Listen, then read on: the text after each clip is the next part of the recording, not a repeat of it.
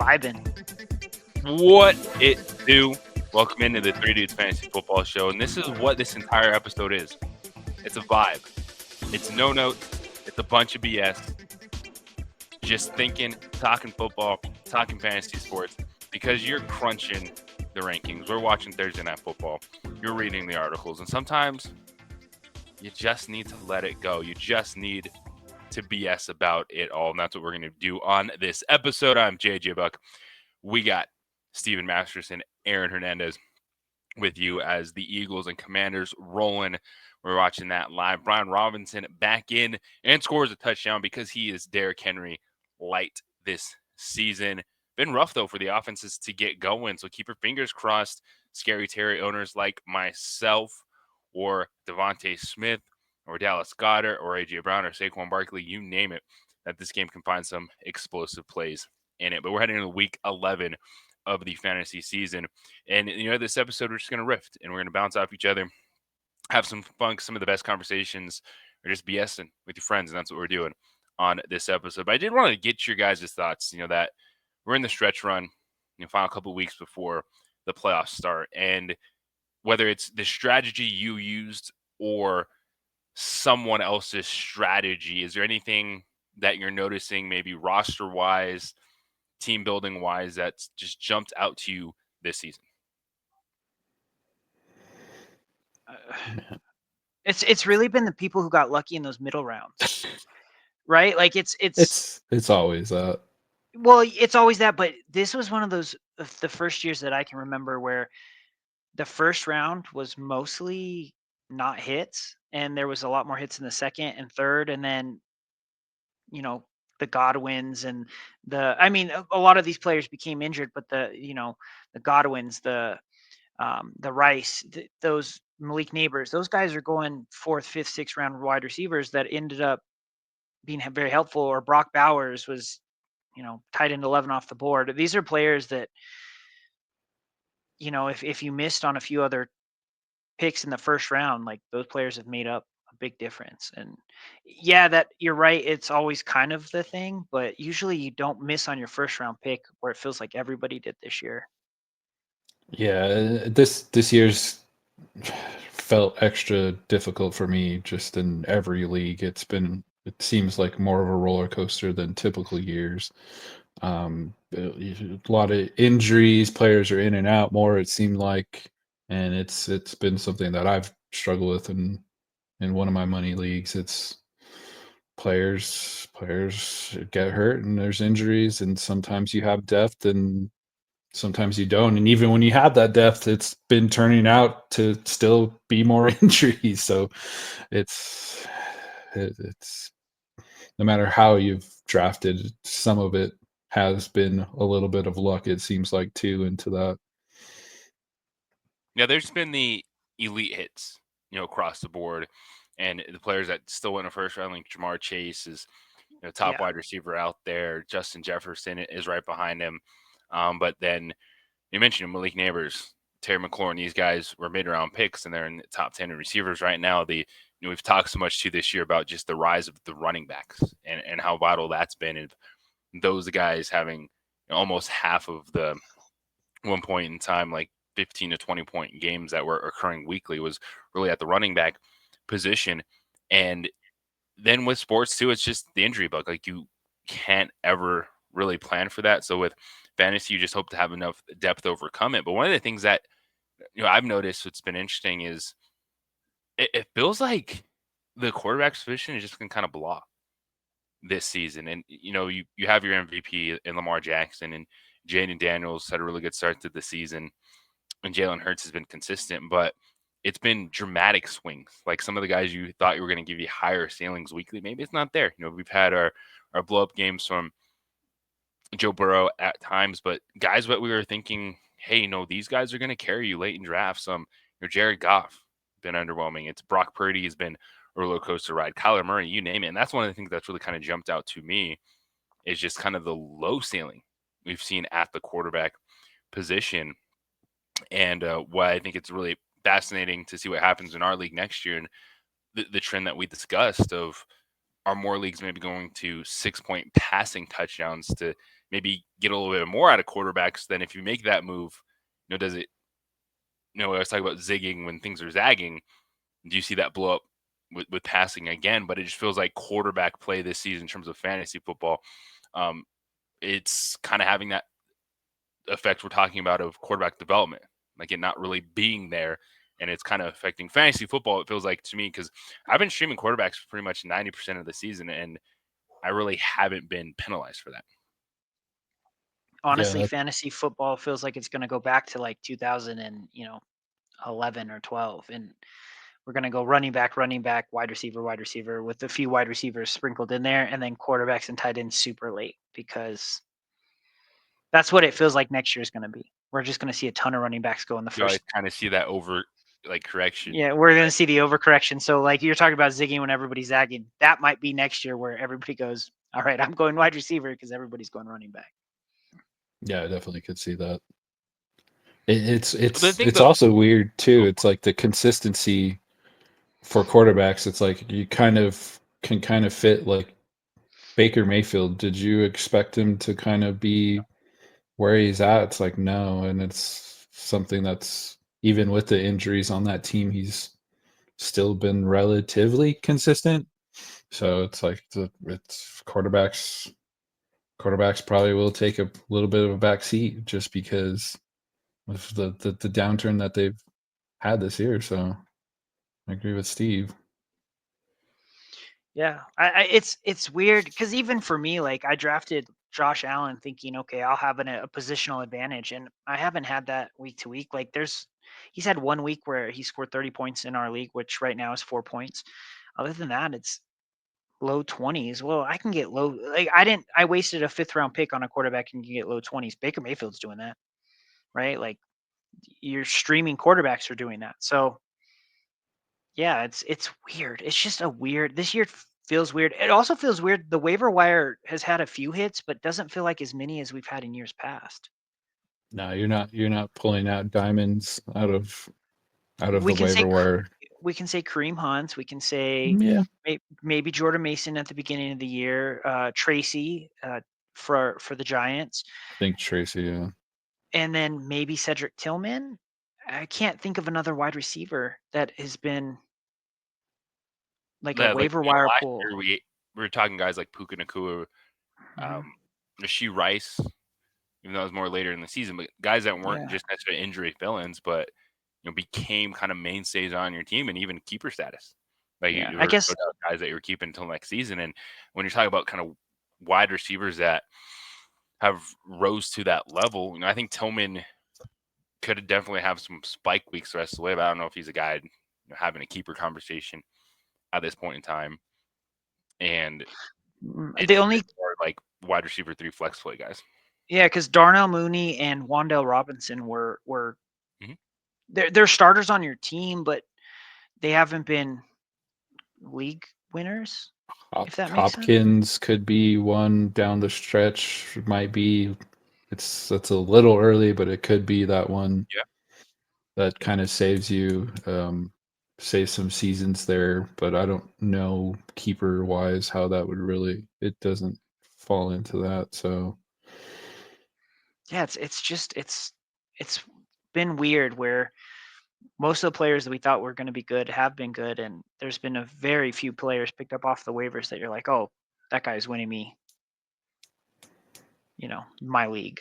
well, and Yeah. it's even going back to like the picks too. It's like I took Sam Laporta fairly early, and it's like tight ends. It's kind of goes back to what I said earlier, this season on podcast of you can stream quarterbacks and tight ends and generally be okay. You can find that weekly fill in, and those are the two positions that I, think that you can always do that, and it kind of looks like it still. So it's just the two that I think that you could kind of get away with just at the end of the draft. Just like, all right, well, I'll take so and so and so and so here, and you're honestly probably going to be fine with what you drafted late, or even still Even if picking up players off of waivers.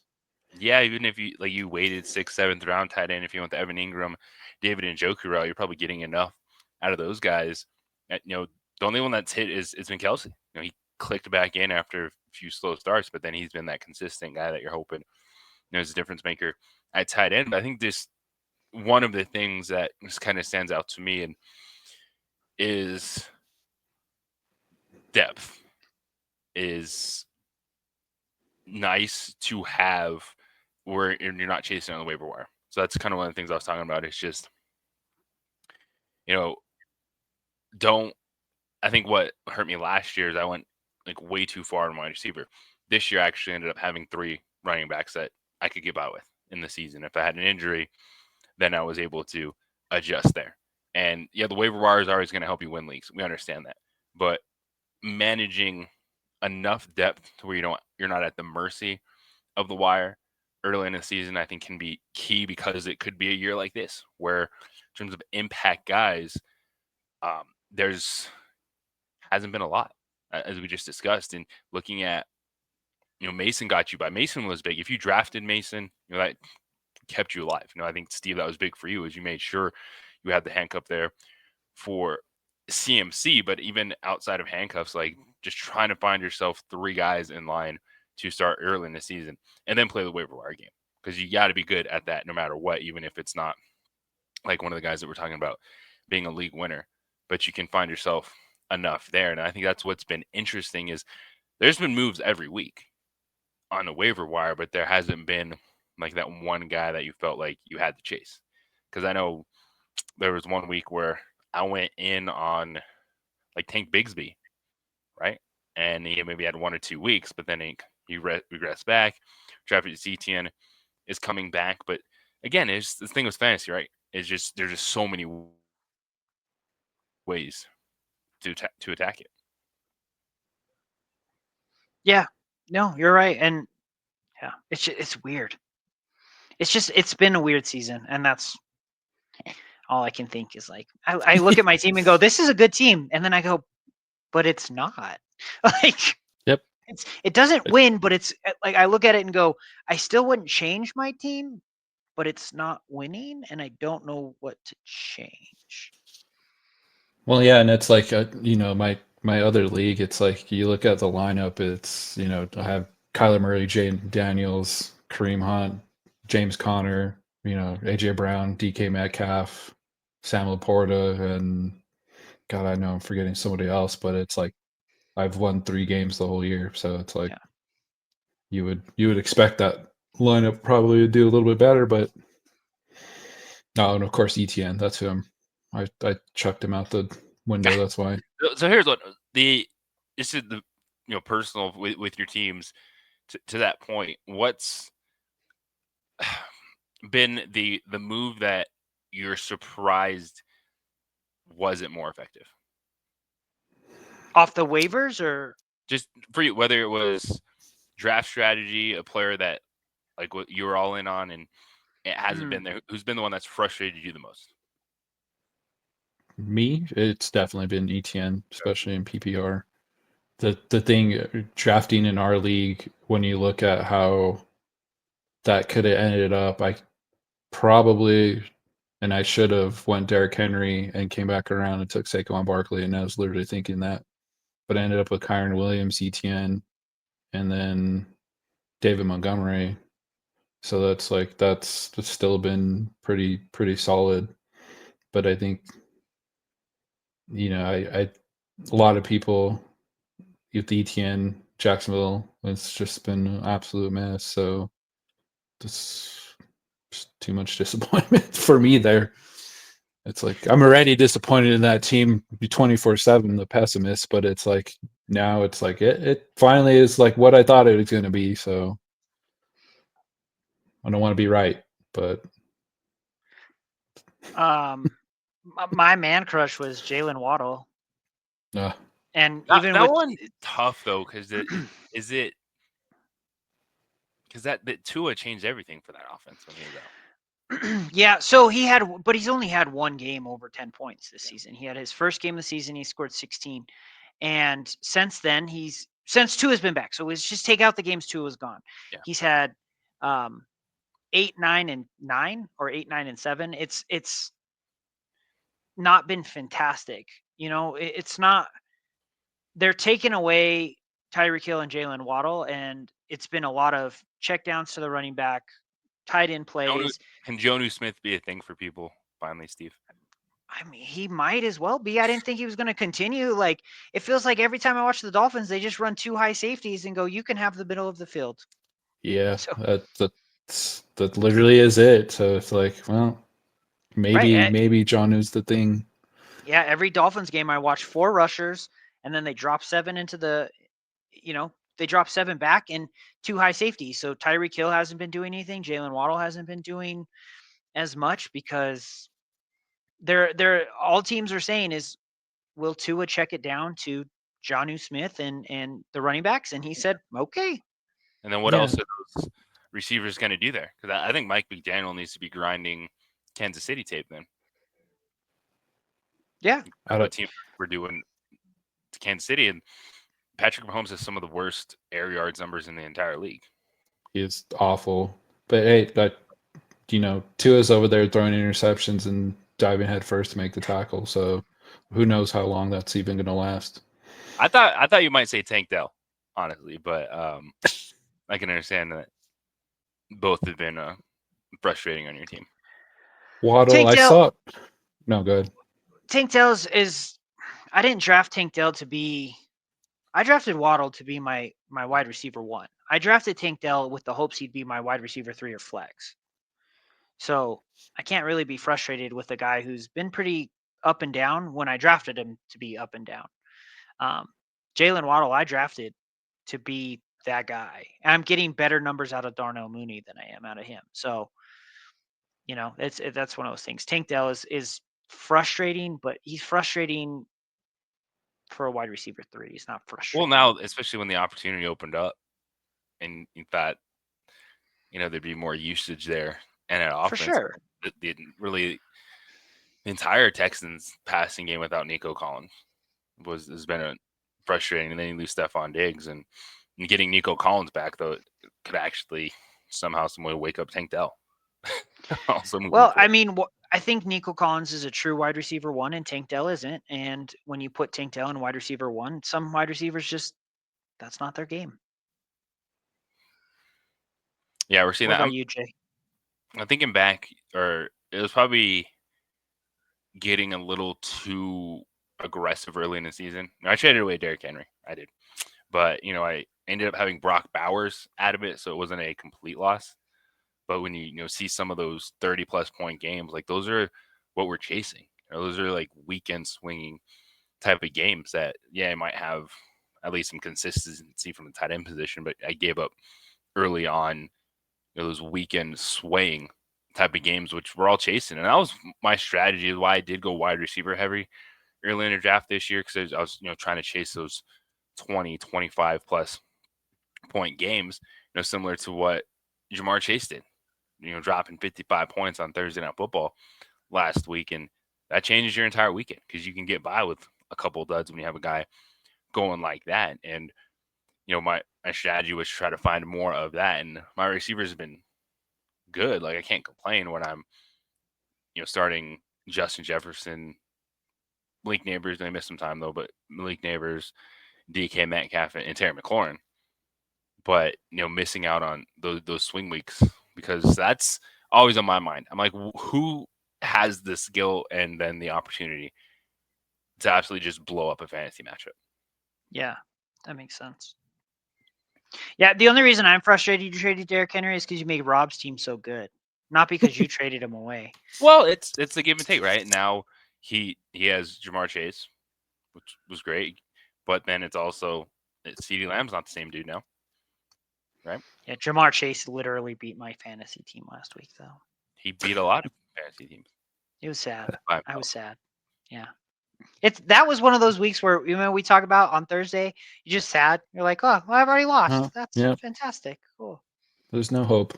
Yeah. Might as well just give up on fantasy. I love football, but sometimes Thursday Night Football can be the worst thing in fantasy, because it absolutely can just tank your weekend.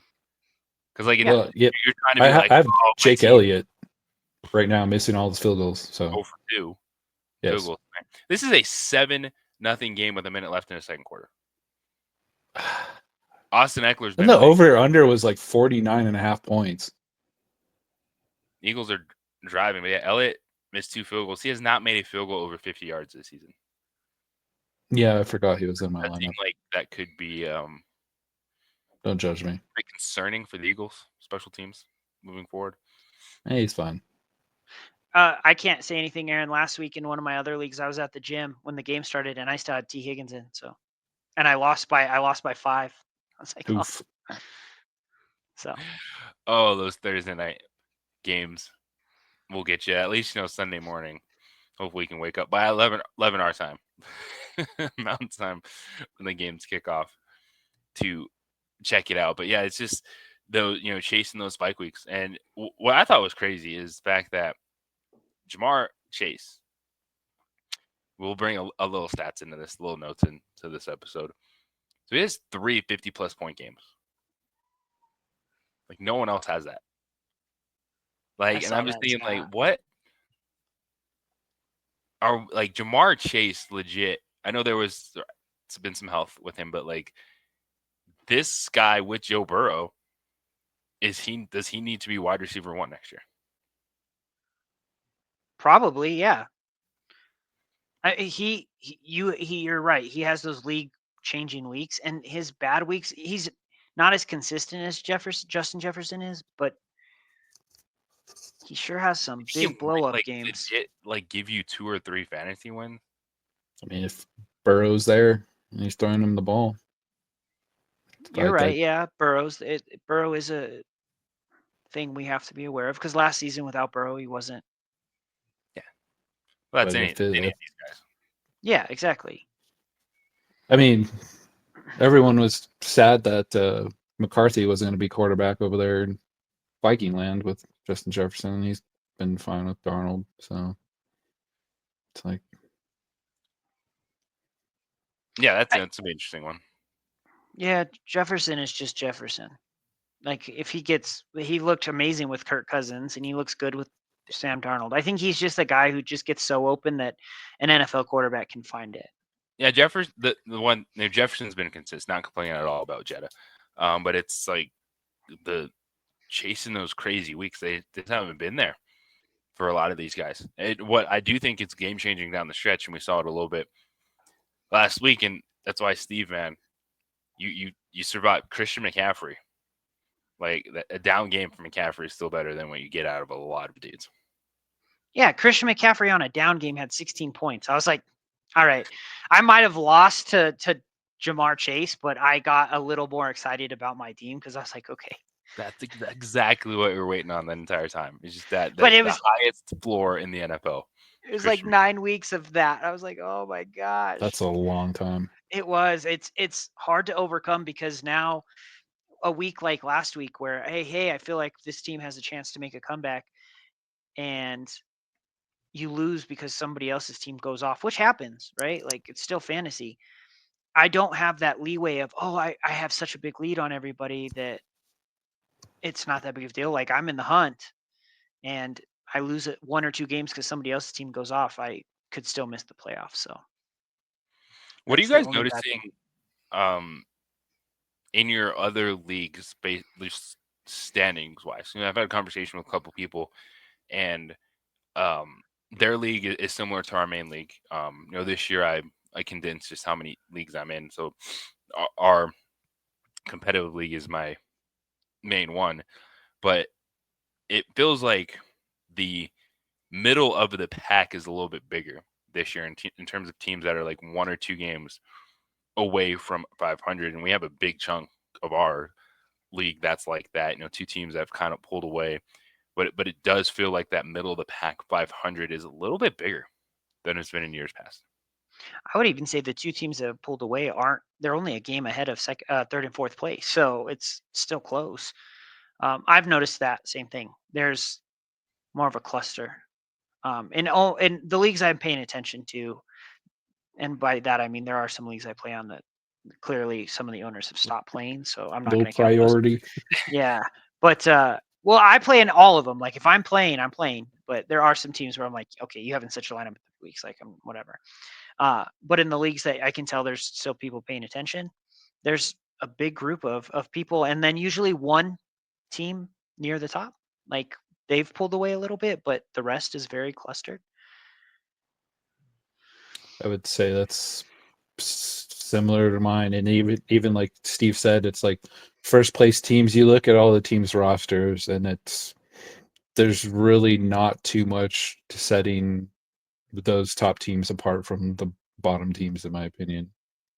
So it's been pretty interesting. It's just the roll of the dice for fantasy, and some people are coming up lucky on top, and some aren't, because there's some teams I'm like, how are you doing so terrible?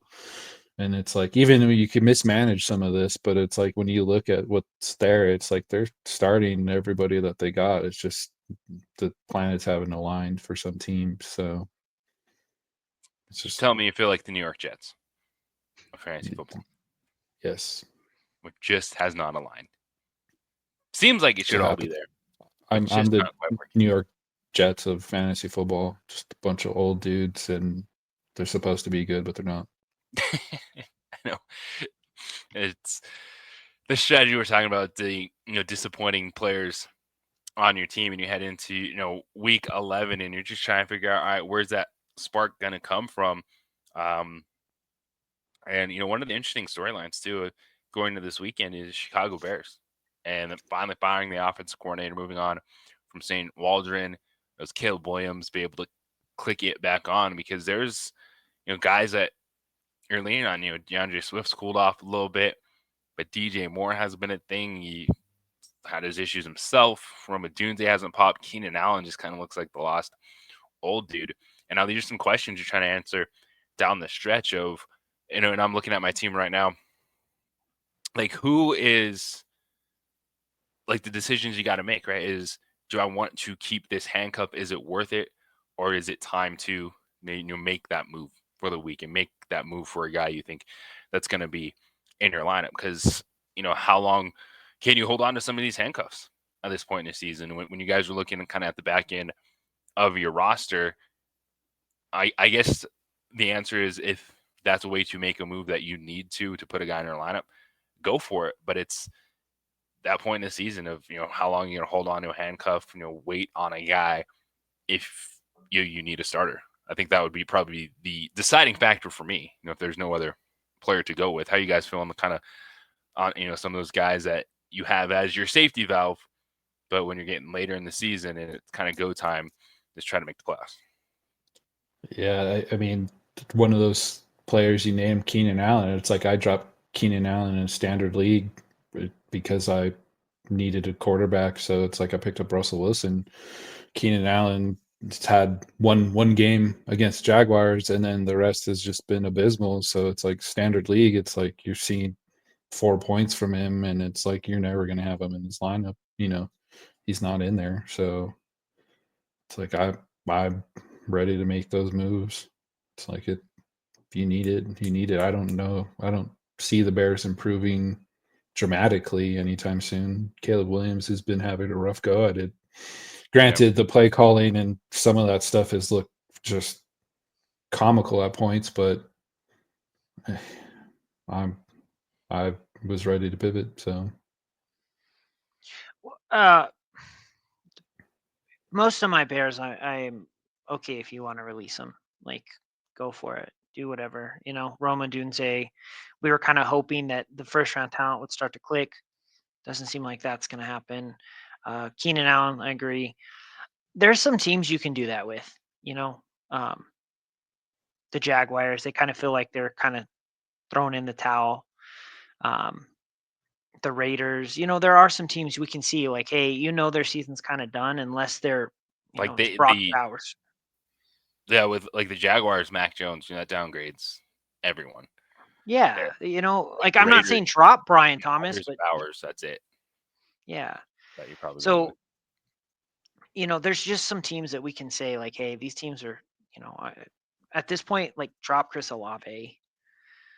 Yeah, he's on IR right now. So. I mean, you can have him on IR, but if you only have one IR spot and you have two players on IR, I would not be mad if you drop Chris Olave. I don't even think if he comes back, he's going to be the same, or if he'll come back, because why bring him back if your season's over?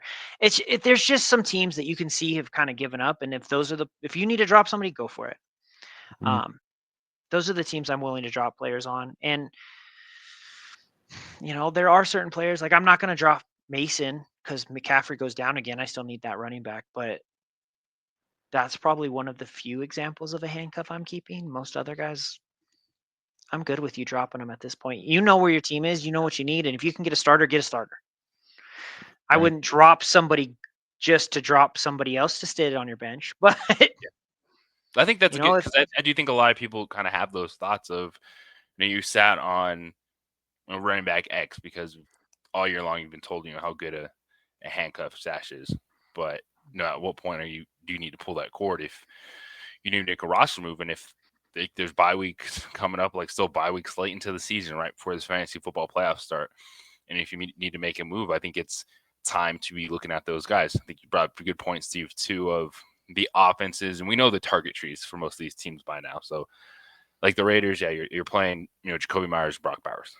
Other than that, I think White or Madison at this point in time, if you needed this space, you could jettison them. You can look at some of those other struggling teams across. And again, for me, the deciding factor would be if you need to make that move to have someone to start, make the move. Because sitting on your bench is going to do you no good. Right. I dropped somebody that I've been kind of holding on to for most of the season to pick up Russell Wilson so that I could have a quarterback for next week. So that's kind of where I'm at. Like I'll make that move a week early. Yeah, Russell Wilson's going to sit on my bench, but I'm going to need to start a quarterback next week. I don't want to have to hope I figure out which quarterback I need to pick up. So yeah, I think that's at this point in the season a good thing to start doing is if you have those late bye weeks that, especially quarterback, like get ahead of it.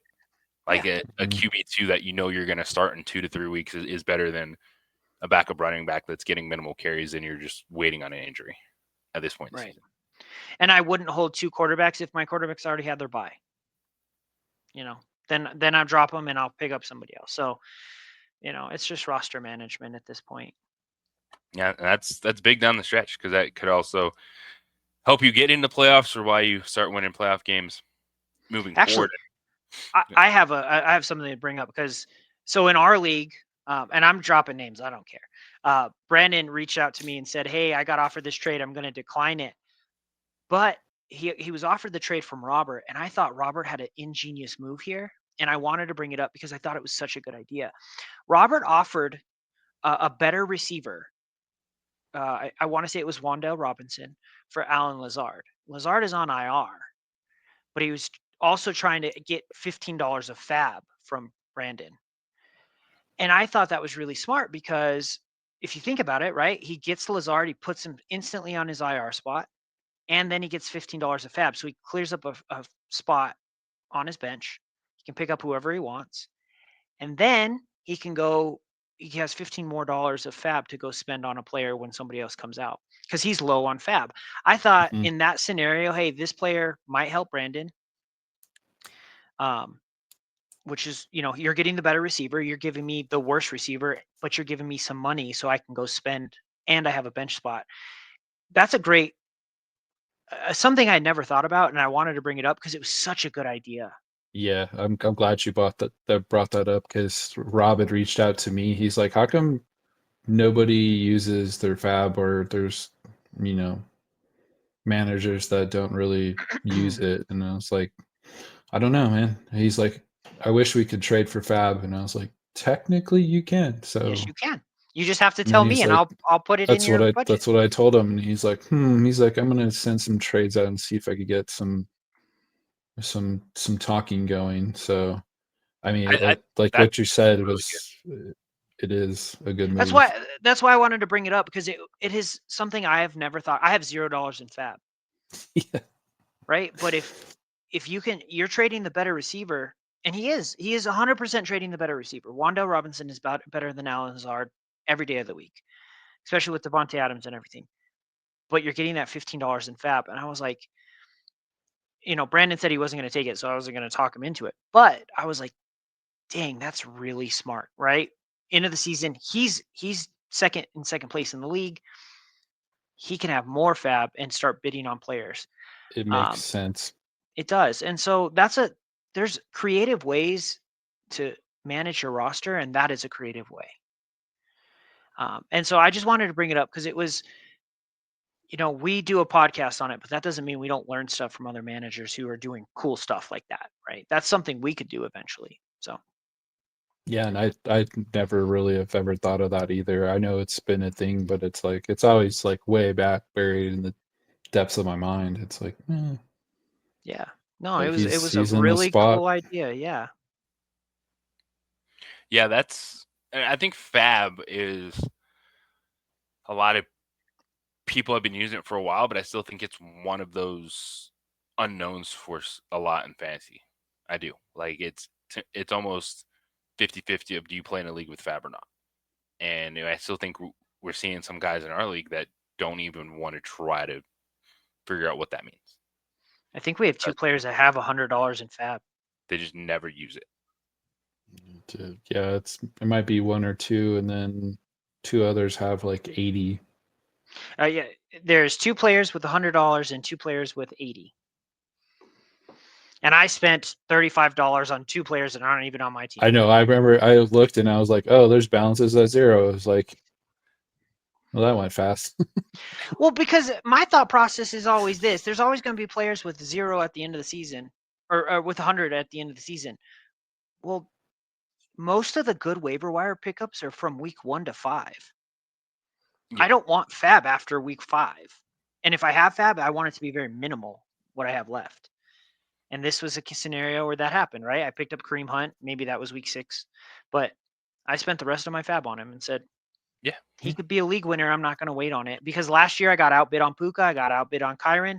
I didn't want that to happen again. Yeah, I think you get, halfway through the season, if you have a ton of Fab, then you're someone that's never going to use it regardless, and you'll be fine picking up the scraps. And I guess just hoping that everyone else used their Fab, that you don't need to worry about it anymore trying to pick up players. But that is a really good idea and roster move by someone right there, looking at clearing a roster space and getting Fab because you want to use that Fab. And that's, I think, good managers do, active managers do. And I think the discussion of how you use your free agent budget is a good one to have, because I'm the same way. I'm at 0 because I had that same thought process. Like, there are a couple guys that I wanted to get on my team, and at this point in the season, a couple weeks ago, I think I had like $15 left, and I used it last on Cedric Tillman. And I was like, all right, this is that last one I'm going in on, and after that, I'll take my chances. And a lot of that too is understanding that with the way quarterback play has been, me being a guy that's streaming, like, I know I'm not going to have to really outbid people to get quarterbacks on my roster. So I'll take my chances, on waivers. Yeah, well, and there's still good players on waivers that sneak through the cracks. Like, if you're paying enough attention, it doesn't matter. I look at Tuesday or Wednesday morning after see what it ran. Players, we're in a 10-team league. Good players are going to get dropped. So yeah, league size, manager activity, that plays into different scenarios. So that's going to change your strategy, how aggressive you are, how aggressive you can be. And that's the thing that we all know, the intricacies of the leagues that we're in. And I know. Go ahead, Aaron. I was gonna say, I don't mean to cut you off, but it was with Rob. I was joking with him because he's gonna be selling his Golf GTI, and I was like, I'll give you $4,000 and the rest of my Fab. Dude, do you have any room for another vehicle? No. And I was like, but it's gonna be he's gonna be parking in the rocks. It'll just be on the curb. Like that. Hey, you want Fab? Here we go. Love it. Be creative. Think of things like that. I love that. Exactly. And especially how aggressive you want to get at this point in the season. The active man today was Steven Masterson, making moves, planning ahead, trading for some players. So you went after a Packers wide receiver. I did. Reed. What were some of the things you were looking at in terms of guys you were willing to target, before the trade deadline, which is coming up in our league? I'm sure it's right there for so many people. Like, what were the teams and our players that you wanted to have conversations about? Well, so I was looking for wide receivers that are more consistent. Jaden Reed has had those big weeks. He's also had, some down weeks, but he's pretty consistent through and through. So he was a player I was interested in. Honestly, Jay, I was interested in some of your receivers just because when I was I was looking through teams. DK Metcalfs and Malik Neighbors. Those are guys I was like, oh, I'd like to get one of those. And I saw, oh, he's got an abundance of wide receivers. Like that might be a trade. Um, I think Mike and Joe also had a receiver I was interested in. Yeah, Juwan Jennings. I just was looking for players that are either on good offenses like Juwan Jennings, who I think could be consistent, that I was going to be able to pay like a lower price for. That still were consistently getting points, right? So I knew I was probably going to have to give up Jameson Williams just because he's a boomer bust play. And for my team, it's not working. Like I haven't been consistent in my other players to be okay with a bust week. Now Christian McCaffrey could change that, but I'm trying to be more consistent across the board and hope Christian McCaffrey and Saquon Barkley can carry those boom weeks for me, and then the other guys will just be consistent throughout the week. So I was just looking at those receivers, right? The receivers that maybe haven't had great weeks: Jaden Reed, Juwan Jennings, just those players who haven't had those big weeks. DK Metcalf coming off of injuries that people might be willing to sell because they've probably made their team look decent, that I could pick up and put in my team, and they'll be consistent. Those 12 points I'm looking for, 13 points from my wide receiver. So that's all I was really looking for. Jameson Williams might have 25 points. He might have 9. I want 12 or 13 with the potential of 20. I don't need 27. I need 12 every week. So just because the rest of my team, wide receiver wise, has not been my strong suit. No, I like that. I think that's a good breakdown too of acknowledging if you want trades to work, it's about communication, but then also look at the roster. You might like a player, but the trade might not go anywhere because that person doesn't have the depth.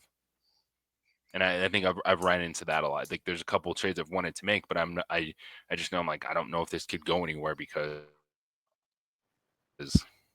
what I'm giving might be in excess versus, the player I want, I don't have the return value that could fill that slot or make the trade work. So that's always one of those things. Like have conversations with players you want, but then also realize if you want to get a deal done, I think what you've done, Steve, and you've done it a lot, is you always find that player that is good enough that you're comfortable giving away, but feels like it adds enough value to the trade to get it done. Right. Yeah. Because a trade should never. There's two parts, and we've talked about this a lot, right? There's two parts to every trade. There's the first part, which you have to communicate with the other manager, because what you feel like their weakness on their team might not be what they feel is the weakness on their team. So you have to get that out of the way.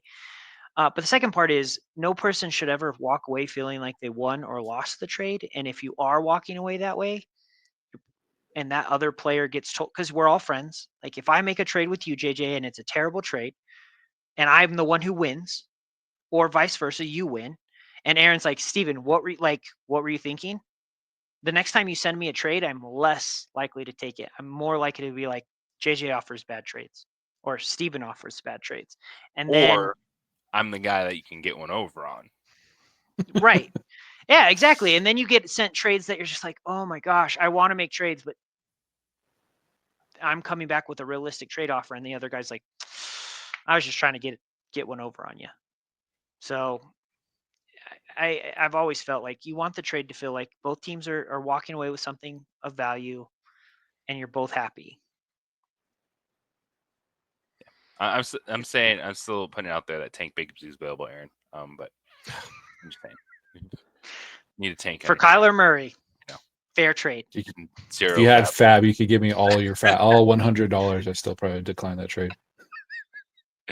Yeah, there's the things, and you know what? And it's also it's okay to play on emotions a little bit. Like, you don't have to be a shyster, but hey, maybe there's some dudes that are really keen on certain teams and have discussions. Yeah, you could probably pull a good trade over on me because you'd offer a Dolphin. Well, there's probably only A-Chain and Hill, right? Yeah, that's about Maybe it. Mostert, like thinking. Well, Raheem Mostert in your life? I have no interest in Mostert. He was available last week and I didn't pick him up. Mostly because now that's the opposite side, where every time I watch Mostert get the ball and he fumbles right before we're about to go up 2 scores, then I hate him. Not because he's a bad player, but because he's losing my team the actual game. So we're seeing it I firsthand mean, this fumbles are bad. Fumbles are bad. With Aaron. Like I don't like you have the right Jaguars on your team. Like you had Evan Ingram and Travis Etienne. But it's just a double whammy when Etienne's not performing. And then all of us at times, we get that glass is half empty, pessimistic. This team sucks. And you're just hit with that double whammy of lack of fantasy performance, lack of real life team performance. And there you go. And, and it's just like, is this where I want to be right now in my life? Is this what I want to do to myself every Sunday? No. Honestly, at this point, somebody asked me, I think it was Mike. He goes, would you rather have a fantasy championship or a Dolphins championship? And that used to always be, I want a Dolphins championship. But it is leaning heavily towards just give me fantasy championships. Because you know what? The Dolphins have sucked for 25 years of my life. At least if I won a trophy, I could have my name engraved and it would be like, look, this is my trophy. That is a great question. I would be the other way around. Your favorite NFL team to win the Super Bowl or for you to win a fantasy championship? Jaguars won a Super Bowl, I'd probably stop watching football entirely for the rest of my life because it would never be good again. Wow. It's all just back downhill. It's just literally. JJ, you're the only one on this show. Exactly. You're the only one on this show who can actually, you have both experiences. I've been alive for. It was in 5th grade, but I still remember it. I was at the Denver Broncos championship parade. Like I was there, had those memories, watched the games, watched broken Nick Peyton Manning win one after getting destroyed by Seattle. So I've been through all of it. And so I don't know if I can answer this honestly, but because now I'm like, give me the fantasy championship every year. That makes me feel better. Like I'm much more invested in that at this point in time than the Broncos. Now I know I've watched the Broncos win Super Bowl, so maybe I'm a little bit jaded. But honestly, they could go 0-16 and I wouldn't care. But if I'm 0-16 fantasy, like I'm gonna be pissed off. Like that's gonna be bad. You can't even go 0-16 fantasy. We should ask Joe. Joe has watched 7 Super Bowls in his lifetime, and his team has won 6 of them. And he's won fantasy championships. He's we need to have a guest appearance. And has fantasy, this is a good one too. I would like his take. Now we're taking off 48 minutes into the episode, and it took us 48 minutes to warm up to get to where I wanted to get to at the beginning. So good on me. Has fantasy football changed the way you watch your team at all? Yes. Interesting. And I don't know if it's for the better or for the worse. It's for the worse for me. And it probably is for the worse. It's really annoying when your team is hyped up constantly because it's so abysmal majority of the time. And then it's just a perpetual letdown. So it's like, and then once it goes into fantasy, then it's even worse because if you do happen to draft players, which I did, typically I try to stay away from Jaguars for the most part, but it changes the way I watch football. A lot of people are like, oh, I play fantasy because I want to watch more football, but then eventually it comes back around to where it's like, I hate watching football because my fantasy teams suck and it's terrible. So it's a cycle. Mine's the opposite, right? Where because the Dolphins have been bad for like so long that I'll draft Josh Allen, and then I'm like watching Josh Allen tear up the Dolphins. I'm like, it's so good for my fantasy team, but this is so bad for my real team. I don't know which one I like. That's funny. And I know that's what some of the people that really haven't gotten into fantasy, that's what they'll say. They don't want to root against their team. And I think for me, what's interesting is I've cooled off on Bronco fandom. Like I used to be one of those dudes that my Sunday mood was affected by the game. Like I legit would be I'm feeling happy tonight or I'm mad, and that's gone away. But now it's like the more football I watch, the worse I feel overall because so many more teams can make me upset, as opposed to just one team being the Broncos. Now it's like sitting here. Terry McLaurin has 0 points at halftime, and Yeah. I am devastated. I am fearful for this weekend. And See, that's fantasy football. the opposite for me. Anytime I see players starting against my team, I'm like, and they're on my team, I'm like, it's gonna be a good day for fantasy. It's gonna be a good day playing Jacksonville. To your same point though, Jay, like I hate every time I see the Eagles get to the 1 yard line and I see the tush push come out. I'm always like, we're not just gonna can't give Saquon a 1 yard touchdown. No, okay. So yes, I do agree with you where more teams can make my mood. Like I'll be sitting here going, like last week is a good example. Thursday night, I was miserable because I was going against Jamar Chase, Derrick Henry, and Zay Flowers. And I'm just sitting there every time either of them had the ball. Don't throw it to Jamar Chase. Stop giving it to Derrick Henry. Don't give it to Zay Flowers. I'm just like, oh, I hate fantasy football so much. And then all of a sudden I look at my phone and I'm losing 77-0. I was like, oh, I hate fantasy. This is the worst. There are no miracles left after that. Dude, there's no Monday Night Miracle that's going to save you after that. I had kind of already just been like, yeah, well, it's a fun week. Mine was IDP. 9 points out of my defensive line won me a fantasy game last week. Brian texted me after that. He goes, I thought I had it in the bag. I went to bed and I woke up and his IDP went off for a 9. It's like, what can I say? I'm the defensive line whisperer. I guess. In IDP. Oh, man. Sack Tua, baby. Sack Tua. Yeah, he did. He had a great game. Verse did. So. Jared Verse. Can't even say. Yeah. I think I spend as much time researching defensive lineman player snaps than I do any other position, honestly, at this point. Like, I legit am trying to find that last edge in our IDP part of our league. If you went through, I made 3 IDP changes this week, and I said, okay, these players are playing teams that either run a lot or there's a chance I get this interception or whatever. Because after seeing your 3 weeks in a row where your defensive lineman has gone like 17, 16, and then 10, I'm like, JJ's IDP players are winning him weeks, and I have been ignoring them. They're on our roster. You They're got out there. You got to take them seriously. Mm-hmm. Yeah, I agree. That's why I said okay. Since we are a fantasy football show, I'll share what I do, right? And just if people, because I think a lot of people with IDP, I don't know if they do deep research and maybe they'll look at some rankings or they know names, right? And so like, oh, this linebacker all the time. First thing I look at, solo tackles for linebackers. I'm big on leaning towards that for my defensive back. So our league, it's defensive back, so that classifies safety or cornerback, defensive lineman, so defensive tackle, defensive end, and then linebacker position. So I'm big on. So I look at solo tackles because that's the easiest. It's 1 point. It's just like a reception, right? Get your tackle, get your 1 point. So there's guys getting 7, 8 tackles. That's all of a sudden a really good ceiling. Then you get a couple assists, maybe a TFL in there. I'm looking at at least 10 points from your linebacker, your safety. So I'm looking at tackles. And then the thing I really look at with defensive linemen is not necessarily like sack totals, which is not, you want the sacks. There's so Fantasy Pros, it's one of my favorite sites. They do have defensive snap counts. And so weekly, I will look at the defensive snap counts, and you can see the snaps played and then the percentage of the team snaps every week.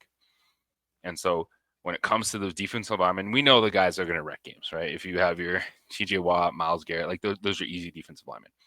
But I also want guys that are on the field 80+% of the time. And that can be hard sometimes at defensive positions because you're rotating those guys in and out a lot. Sometimes even the best defensive tackles only playing 35 to 40 snaps. So that's one of my things. Look at the percentages of how much is this guy on the field, because with defensive linemen, it's about opportunity and just the opportunity to make a play.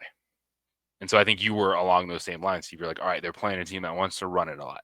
Or maybe they're playing a struggling offense and you feel, all right, there should be plays to be made. Yeah, I mean, I didn't get into snap counts. That's actually genius. Like, I never thought about that. Like, so this week I picked up Robert Spillane for Las Vegas because they're playing the Right. Dolphins. Dolphins run. So in theory, He's money. those linebackers should be getting a lot of tackles, tackle assists. And we had been talking about it. Jonnu Smith gets a lot of those catches in the middle. That should be where Spillane is. I picked up Trey Hendrickson because he plays on the left side and the Chargers just lost their left tackle. Those were the things I'm thinking of, right? I didn't even think about snap counts. That's so smart. Yeah, that's what got me on Spillane earlier in the season, and I dropped him. I think he had a bye, so I needed to switch it out. So I picked up, I think it was Pratt on Cincinnati. So it's like, Yeah. you look at that, it's like there's a lot that fly under the radar because they're not a known name. But when you look at those snap counts and especially who they're playing, offensive lines and stuff, it's definitely one to snap to counts read into. Yeah, snap counts are going to be the tell. Like it's this defensive lineman on field all the time. You can trust them, try to make some plays. Interior lineman versus edge lineman, things like that. But especially too with linebackers, it's easy to look at the tackle totals, but middle linebackers are money because usually those are the guy with the green dot on the helmet, and the guy with the green dot's not going to come off the field. Makes sense.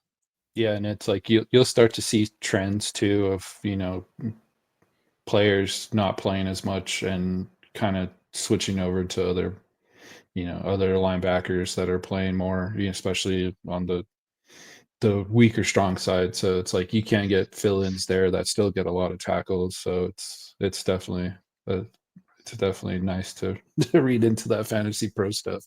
Something So there I you go. use too. So there you go, Steve. Clip it, post it, the IDP inside information right there. Because if you have them, find the edge. Because a lot of people will overlook that position. It happens all the time because you just think it's like, okay, I have guys playing. I don't need to worry about it. Take the time, a little bit extra time, and find the edge. Because like for me, it won me a week. Having that last 9 points, whether it came Sunday night, Monday night, just having that 9 points was the difference for me, for my defensive line. Yeah, so there's a lot on waivers. So yeah, and you don't need that. You can stream, that's another position too. Like usually, if you have that steady linebacker or safety, you can lean on them. But for me too, those defensive linemen, I'm chasing it because those games are not constant. That you're not getting that weekly production from a defensive lineman. Like you're not getting 2 sacks every single week. It'll be like 3 points. Yeah. So how do you find an advantage? Well, that's where I start. So yeah, I mean, I kind of fell in that trap. I was using Zach Allen of the Broncos because he was being consistent and getting 4 to 5 points, right? But those weeks, it's not 4 or 5 points doesn't win you that week. 9 does. Yeah. So it's really smart. I can 100% say I fell into the trap of, he's good enough. Not, hey, I could win a week if I do a little bit of research here. Like I do it for every other position. Why not do it for defense? Well, there you go. The secret is out, but that's what we're here for on the 3 Dudes Fantasy Football Show, is to find the good conversations, the things that you might not think about on a weekly basis. And there you go, a little IDP information for it. If you're using the roster spot to get points, find an edge to have it. So there's a no notes, little BS episode for you. Sometimes you just need to go in there, mind open. Who knows where you're going to go, how you're going to feel. Don't worry, we'll be back on track. Be a little tighter next week as usual. But sometimes you just need to go, just like sitting down with your friends and shooting the ish. That's what we do on the 3 Dudes Fantasy Football Show. Yeah, and then let us know if you like this format because we are more than willing to do more shows like this. But if you want us to go to our old format, we'll do the old one. Like a run pass option, man. I'm just gonna read the defense. You tell me where to go with the football. I'm going there. You got 2 high safeties. We're running it. Bring a safety down. I'm popping the bubble screen. Gotcha. Might be playing a lot of card football. Absolutely. I know, right? Triple option. Steve's running the triple option. He's coming at you like the wishbone. Heck yeah. It's so fun. It is. Except for when the quarterback throws it behind his head and goes into the end zone, like 40 yards down the field. Good old glitch. Yeah, it's a fun glitch, which I still don't know how it happens. I can't find the consistency in it, but whatever, it happens. Triple option football, baby. Coming at you like a service academy. So we will head into the full week 11 Sunday, and hopefully Terry McLaurin can catch a pass, please, so I don't feel terrible, because Austin Eckler is like doing a lot, and he was started against me, which still surprised me that Brian Robinson was activated, but then Eckler's a thing, and they're running two backs in that backfield, and oh my goodness, Commanders. Wow. Maybe they were also at the gym and they just left Eckler in. I started Eckler. I was like, should I play him? I was like, we'll just do it. 11 PPR points in the first half So, for Austin Eckler. And that's with Brian Robinson getting a touchdown early. a touchdown, yeah. So that's Saquon Barkley is about to score a touchdown from the 50. Oh, never mind. He stopped at the 15. Play by play. Well, So we will enjoy the second half as I watch. Is Terry McLaurin on the field?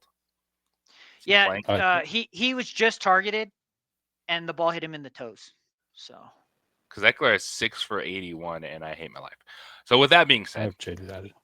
may the fantasy odds be in your favor this weekend. And for Aaron and Steven Masterson, I'm JJ Buck. Thank you for joining us on a 30 Dudes Fantasy Football show, and we will talk to you for Week 12 of the NFL season. peace. Oh.